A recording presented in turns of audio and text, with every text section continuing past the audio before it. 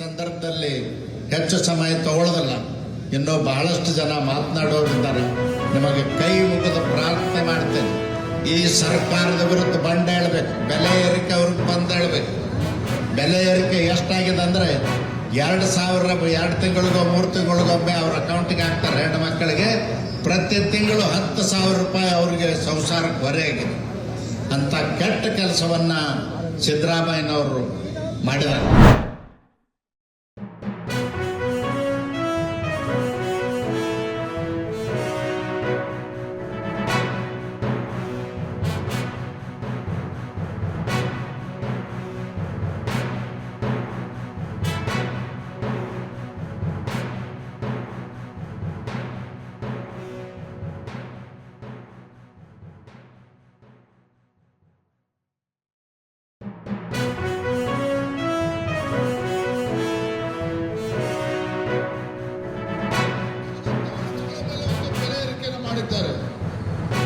Petrol ಮೇಲೆ 3.5 ರೂಪಾಯಿ ಜಾಸ್ತಿ ಮಾಡಿದ್ರೆ ಡೀಸೆಲ್ ಮೇಲೆ 5.5 ರೂಪಾಯಿ ಕಾಂಗ್ರೆಸ್ ಸರ್ಕಾರ ಜಾಸ್ತಿ ಮಾಡಿರ್ತಕ್ಕಂಥ ಟ್ಯಾಕ್ಸ್ ಅನ್ನು ಜಾಸ್ತಿ ಮಾಡಿದ್ದಾರೆ.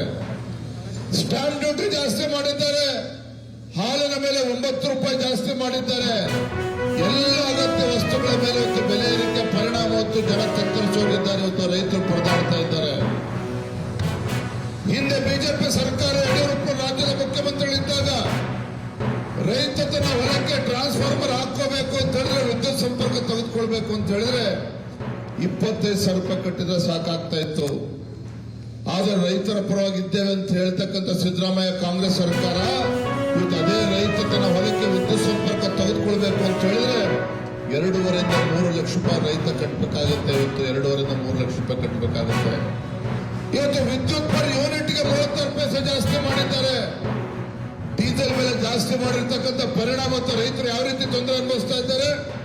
ರೈತ ಟ್ರಾಕ್ಟರ್ ಟಿಲ್ಲರ್ ಅನ್ನು ಬಳಸ್ತಾನೆ ತನ್ನ ಹೊಲದಲ್ಲಿ ಮೋಟರ್ ಸೆಟ್ಗೆ ಡೀಸೆಲ್ ಉಪಯೋಗಿಸ್ತಾರೆ.